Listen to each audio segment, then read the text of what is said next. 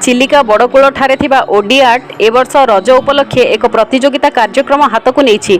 OD आर्टर प्रतिष्ठाता प्रसन्न दास अंचल में हजि जाउथिबा संस्कृति और परंपरा को लोकलोचन को आनिबा लक्ष्य रे 2017 मसीह गढ़ी तोड़ी ओडी art centre. Cultural secretary Sushant Das तत्वावधान में ए वर्ष रज क्वीन प्रतियोगिता रे अंचलर बहु प्रतियोगी भाग नेबा सह 3 दिन धरी विभिन्न प्रतियोगिता आयोजन करा जायथिला।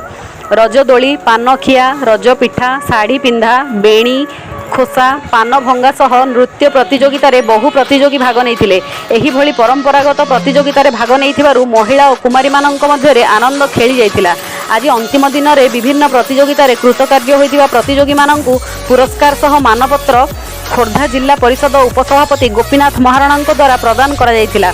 उक्त कार्यक्रम को नहीं ए अंचलर महिला और कुमारी मानक मध्य खुशीर वातावरण खेली जिबा सह ओडी आर्ट बहु प्रशंसा साउंटिबा सहित लुचि जाउथिबा संस्कृति को उज्जीवित करिथिबारु बुद्धिजीवी महल रे ओडी आर्ट को धन्यवाद दिया जायछि।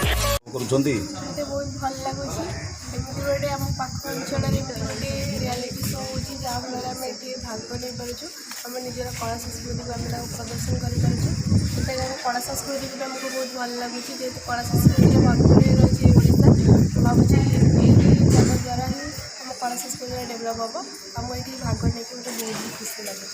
सर्वप्रथम समस्त नमस्कार। मो ना हूँ लक्ष्मी स्वाई आसी जो रजार रज सुंदरी कम्पिटिशन चलती जो आमर निजर इनर क्वालिटी को ये आम प्रदर्शन करमको से चान्सटा मिली से समस्त थैंक्स।